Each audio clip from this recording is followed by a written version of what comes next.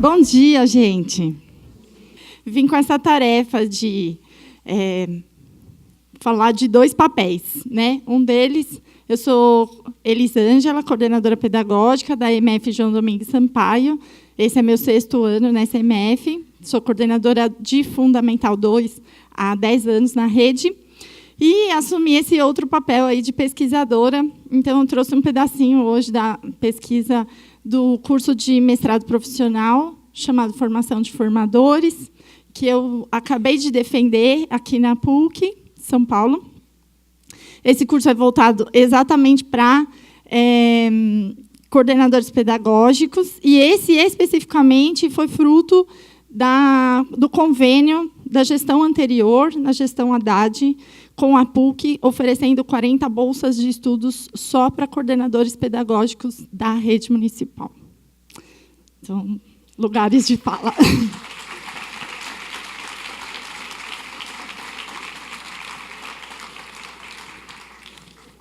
Eu vou aproveitar um pouquinho também as vozes poéticas aqui para pegar emprestadas a fala de um trechinho do poema de Conceição Evaristo, que diz assim: eles combinaram de nos matar e nós combinamos de não morrer. Por isso estamos aqui, e estou feliz também por isso.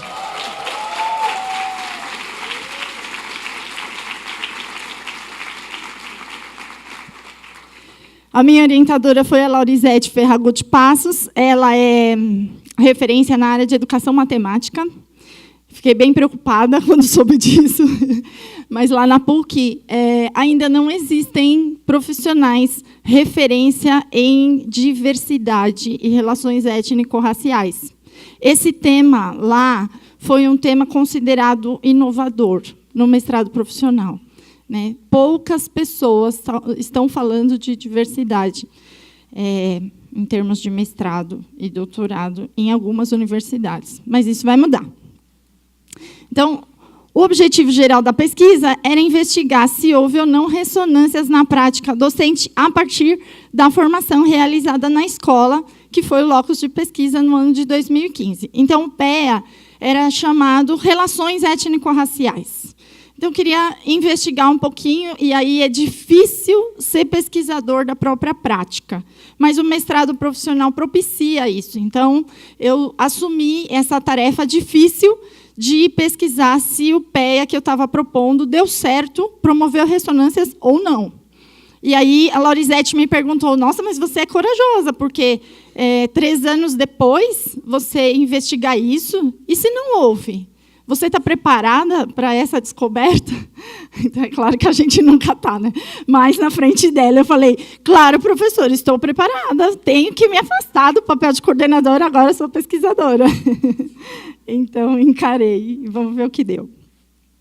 Alguns conceitos importantes e básicos, conceitos muito básicos, para pessoas que não conhecem esse lugar de fala da educação para as relações étnico-raciais, que era o caso lá do nosso mestrado profissional. Então, imigrante é quem vive fora do lugar em que nasceu, isso é básico. Se ele está fora do seu lugar, quer dizer que ele saiu, então ele também é um emigrante, que é quem sai do lugar em que nasceu. Existem autores que, como Abimelech Sayad, que juntam os 2 termos e chamam os imigrantes de imigrantes-emigrantes. Tá? E tem uma outra corrente que chama todo mundo de migrante, que é quem transitou ou transita por diversos territórios. Então, se você entende, como as meninas estavam dizendo, que migrar é um direito humano, todos nós somos migrantes. Em algum momento, já fomos. Xenofobia vem do grego xenos, que significa estrangeiro. E eu critico o uso dessa palavra, que também tem uma origem do que nos é estranho. Então, a gente precisa parar de chamar o outro de estrangeiro. Ele não é estranho. Ele é ser humano, como todos nós somos. Então, vamos usar o termo correto. Eu escolhi, para essa pesquisa, o termo imigrante, mas eu simpatizo muito com o termo migrante, que generaliza todos nós. E phobos, que vem também do grego, significa ódio, aversão, terror e medo. Ou seja, tudo aquilo que a gente quer se livrar, né, nos dias de hoje, principalmente. E aí, as relações étnico-raciais significam o quê? A quebra da lógica eurocêntrica e a promoção da igualdade de direitos entre povos de todas as origens. Aqui na cidade de São Paulo, eu vou fazer um estudo principalmente baseado nos documentos do Núcleo de Relações Étnico-Raciais, e a gente vai dar a devida valorização, através desse núcleo, para 3 matrizes importantes, que são essas: valorização aí da cultura negra, indígena e latino-americana, no caso dos nossos imigrantes. Outros conceitos que não são tão básicos assim também foram trabalhados nessa pesquisa. Por exemplo, o conceito de interculturalidade, o conceito de dialogicidade, escutativa, horizontalidade das relações. Então, são outros conceitos mais subjetivos, mas tão importantes quanto. Metodologia da pesquisa: eu usei a análise documental, como eu já disse, estudo de materiais produzidos pela própria SME, materiais produzidos pela escola, registro, gente. É tão importante a gente observar os registros anteriores da nossa própria escola, atas de PEA, atas de reunião pedagógica, visitas que foram feitas. Então, tudo isso foi analisado, além das fotos, dos vídeos, e tudo isso fala muito com a gente, constrói a nossa história. Além disso, eu usei a aplicação de questionário com 11 educadores, entre professores e pessoal da equipe gestora, que trabalharam na EMF de 2015 até agora, 2018. E também a aplicação de questionários com 40 estudantes bolivianos e filhos de bolivianos, que a gente chama de segunda geração. Parece que está muito distante, né? Ele vai te dizer: eu sou brasileiro, eu nasci aqui. Só que ele ainda, para a literatura, é considerado um imigrante, porque ele tem um contato muito próximo, dentro da própria casa, com os pais, que são imigrantes de primeira geração. Então, 40 estudantes foram escolhidos dos 7º, 8º e 9º anos. Aqui tem a foto da entrada da EMF João Domingos Sampaio. O ano que vem nós vamos fazer 50 anos. É uma escola já bastante antiga, conhecida na região. Já faz uns 20 anos que existem estudantes imigrantes, principalmente bolivianos, matriculados nessa escola. Então, quando eu cheguei, não era novidade, eles já existiam. E uma fala que me chamou muita atenção, eu perguntei para uma professora de informática educativa, falei assim: nossa, mas tem muito boliviano aqui, né? Que coisa, como é que vocês encaram isso, professores? E ela me disse assim: eles estão lá, eles não dão trabalho, e a gente finge que isso não é um problema. Essa frase me trouxe um incômodo, algumas noites de insônia.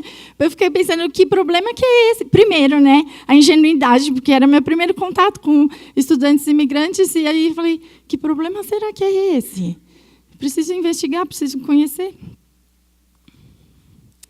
E aí eu trago uma citação do Paulo Freire, Pedagogia da Autonomia, que ele diz assim: aceitar e respeitar a diferença é uma dessas virtudes sem o que a escuta não se pode dar. Se discrimino o menino ou menina pobre, e aí ele vai falar do menino ou menina negros, e assim por diante, não posso falar com eles, mas a eles de cima para baixo. Sobretudo, me proíbo entendê-los. Se me sinto superior ao diferente, não importa quem seja, recuso-me a escutá-lo ou escutá-la. Então, isso já falou bastante comigo ao longo desse processo de entender qual era esse problema.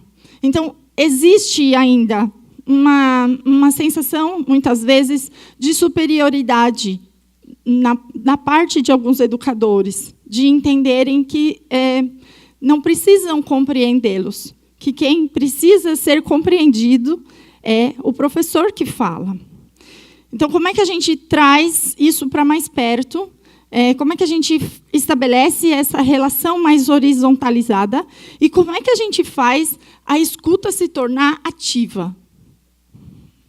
E aí, na página seguinte, ele vai falar, ao contrário, né, no contraponto, e ao escutá-lo, eu aprendo a falar com ele. Como é que eu vou falar com ele se eu não sei esse idioma? Então, aí já existe alguma pista para a gente. Então, não é só uma relação de superioridade. É uma relação que eu também tenho que entender que eu não sou o sabedor, o conhecedor daquele idioma. Eu vou ter que me colocar no lugar de aprendiz também. Então, não é uma tarefa fácil. Mas vamos perguntar para os educadores. A pergunta era, os estudantes bolivianos ou filhos de bolivianos se sentem felizes em estudar na IMF João Domingues Sampaio? Na verdade, essa não era uma pergunta, era uma afirmação. E aí, eles tinham que colocar se discordam totalmente, discorda, não discorda nem concorda, concorda ou concorda totalmente. Essa era a afirmação. O que vocês acham, professores? Eles se sentem bem? Eles se sentem acolhidos? Eles se sentem felizes estudando aqui? E aí, apenas uma professora disse que não sabia muito bem. Não discorda e nem concorda. O restante se divide entre quase 64% de concordo e 27% de concordo totalmente. Mas aí eu falo, poxa, é muito difícil, né? Eu perguntar para os professores como os estudantes se sentem. Se eu estava me pautando no Paulo Freire, para quem que eu tenho que perguntar? Para os estudantes. Só que aí eu tenho que perguntar de um outro jeito. Então, todas as questões que estavam lá no questionário estavam em português e espanhol. Como te sientes quando estás en la escuela? E aí, eu tomei meu primeiro choque, olhando para esses dados. Porque eu estava preparada para eles dizerem que não se sentem acolhidos ou que não se sentem felizes. Mas, olha só, eu só tive 4 estudantes, ou seja, 10% deles, que responderam que se sentem satisfeitos. Apenas satisfeitos. 27,5% se disse muito feliz, e a grande maioria, 62,5%, que se sente feliz. E nenhum deles respondeu que se sente insatisfeito ou infeliz. Então, eu falei, então pode ser que os professores estejam corretos, né? E depois eu tive uma série de outras questões, eu não trouxe todos os dados da pesquisa aqui, mas, por exemplo, uma curiosidade, se você se relaciona bem com seus colegas de turma e se você se relaciona bem com os seus professores. E o número de respondentes que disse eu me relaciono bem com os meus professores foi superior aos colegas de turma. Então, isso também me chamou a atenção. Opa, está me dando um indício que os professores estão se colocando numa postura mais acolhedora. E aí, o meu objetivo inicial era saber se houve ressonâncias do PEA na prática docente. Então, eu perguntei para os professores quais são os exemplos que vocês me dão de mudanças na prática docente a partir do PEA de 2015 e das outras formações que vocês vivenciaram nesse ano. E aí, o número de respondentes diminui para 7, porque são só os respondentes que participaram do PEA ao longo do ano todo. Então, um dos exemplos de uma professora de ciências, a explicação de fenômenos naturais a partir da contribuição de diferentes matrizes étnicas. Isso mudou. Ela achava que apenas ela precisava ensinar ciências a partir do conhecimento científico que ela tinha. E aí ela falou, olha só, depois do PEA, eu comecei a perceber que eu precisava trazer também a contribuição de outras matrizes, né? Tanto do cristianismo quanto das religiões africanas, quanto da matriz indígena, quais são as diversas histórias da criação para eu explicar nas aulas de ciências e para a gente trabalhar com essa diversidade de saberes. E aí a gente tem uma série de outros indícios de mudança aí da prática docente. Uma educadora disse que começou a perceber os imigrantes como seres iguais em termos de humanidade. Aí eu fui apresentar essa pesquisa semana passada lá na Unicamp, num curso de Linguística Aplicada. E aí uma das estudantes disse assim: nossa, mas precisa de uma formação de um ano inteiro para você perceber os imigrantes como seres iguais em termos de humanidade. E aí eu falei para ela: não, às vezes precisa de uma formação de uma vida inteira para poder perceber isso. Infelizmente, ainda é assim, né? Enfim. Mas eu fiquei muito feliz de receber essa resposta dessa professora.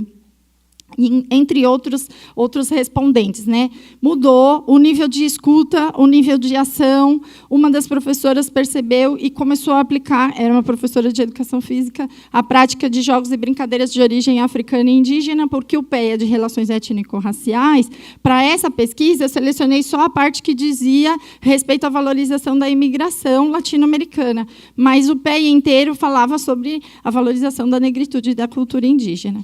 E outra professora disse a respeito da comunicação, que melhorou. Outra professora disse sobre a observação do desenvolvimento dos estudantes imigrantes. Então, eles passavam desapercebidos por serem quietinhos, e a gente finge que não dá trabalho, a gente finge que isso não é um problema, né? Então, eles passavam como seres invisíveis. E essa professora diz: agora eu começo a observar e perceber o desenvolvimento deles. E a inserção de conteúdos referentes às relações étnico-raciais nas aulas. Isso aí é um nível já mais evoluído. Então, vamos levar esse conteúdo, né, essa temática, para dentro da sala de aula. E aí, a partir disso, a gente começou a levantar alguns projetos que estavam acontecendo. Então, 2016, nós tivemos esse congresso, né, foi o segundo congresso, e a professora Maria Cristina veio apresentar o projeto Diversidade, a Regra da Vida, que teve uma das ações, foi a pintura do muro do pátio externo da escola, com gravuras escolhidas pelos próprios estudantes para representar diversas matrizes étnicas que compõem o povo brasileiro. Então, esse muro está lá até hoje, e depois chamou a atenção, o Estadão foi fazer uma matéria lá sobre esse trabalho. E aí, não sei se dá para ver de longe, mas ali tem umas lhamas representando a cultura boliviana, foram eles que escolheram. Tem os azulejos portugueses aí na parte azul, tem um tribal indígena na parte branca e vermelha, um tribal africano amarelo e laranja, e esse verde que não estava pronto nessa época, depois virou uma espécie de tapete persa. Então, eles trouxeram várias matrizes. Aí, em 2017, a gente passou a ser polo do língua portuguesa para imigrantes, né? Primeira política pública para língua de acolhimento. Esse curso é aberto para a comunidade em geral. Então, nós temos aí alguns alunos que são venezuelanos, na verdade, não eram estudantes da escola, eram pessoas da comunidade, e entre outras matrizes de origem de outros países. E aí, por conta disso, nós nos tornamos polo da formação do Dezembro Imigrante no final de 2017, quando o professor Walter foi ministrar uma palestra lá para a gente. Além disso, a gente teve uma apresentação cultural de Gica e Turcão, que são do grupo Tarancon, e nós tivemos essa obra maravilhosa aí, que é o Muro do Imigrante Boliviano, que foi feito pelo artista Devilha, que é morador da Vila Maria, que é arquiteto, arte-educador e imigrante boliviano. Então, isso é muito representativo para a gente. Então, a nossa cara está aqui. E aí, um outro exemplo dessas ondas que ressoam a partir da formação foi o projeto Intercâmbio Cultural. E tem um pedacinho da fala do professor dizendo da reunião dessa formação do Dezembro Imigrante. Ele disse assim: estimulado por uma reunião pedagógica final que abordou as relações étnico-raciais, me senti motivado a pensar de que forma eu poderia aumentar a minha contribuição pedagógica, especialmente nessa questão. Parecido com as meninas das vozes poéticas, você fica pensando, né? Pro Éder, dá um tchauzinho.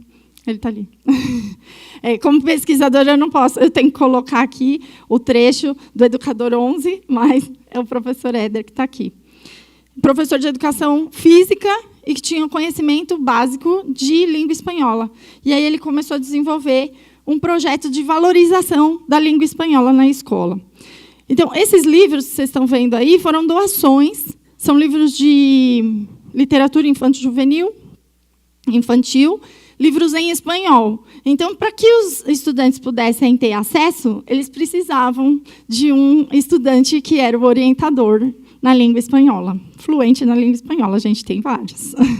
Então, eles começaram a ser ouvidos, terem um olhar mais atento dos próprios colegas. O projeto começou com 12 estudantes e hoje tem quase 40. A gente já está repensando para o ano que vem, provavelmente fazer em 2 turmas, porque tem fila de espera lá para entrar. Essa foto é emblemática para nós, é símbolo de interculturalidade.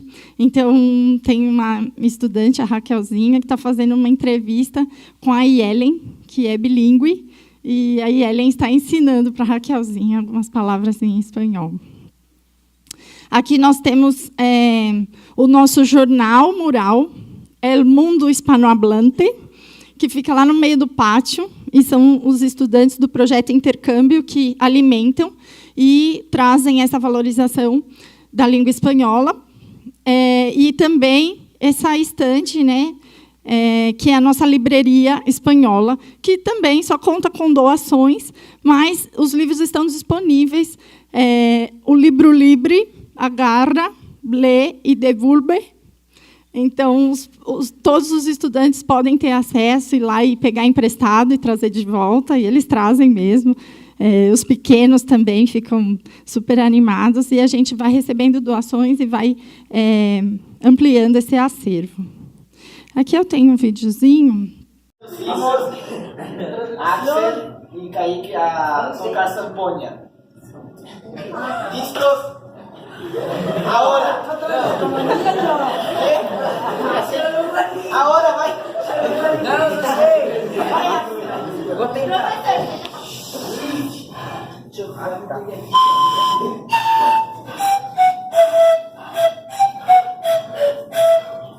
Não, deixa eu assim.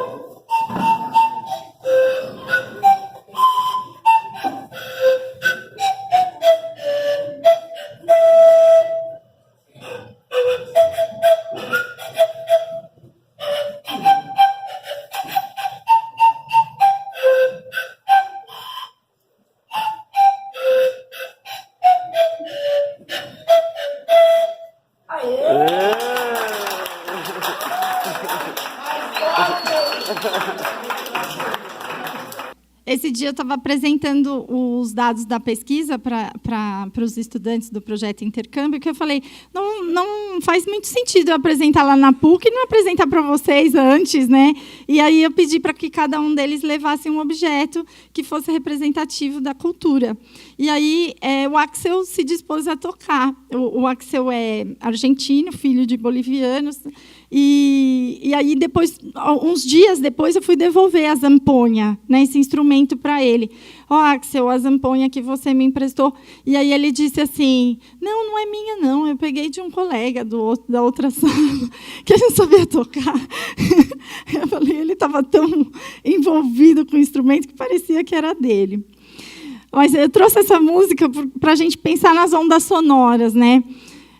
Palavra importante das considerações finais dessa pesquisa, que ressonância é uma palavra que dá a ideia de movimento, de vibração das ondas sonoras. E a principal ressonância do percurso formativo docente em relações étnico-raciais foi a ampliação da voz, de novo, ampliação da voz dos estudantes imigrantes bolivianos, e no exercício da escuta ativa foi aberto o espaço para participação. É isso que eu queria deixar de mensagem. Muitas gracias.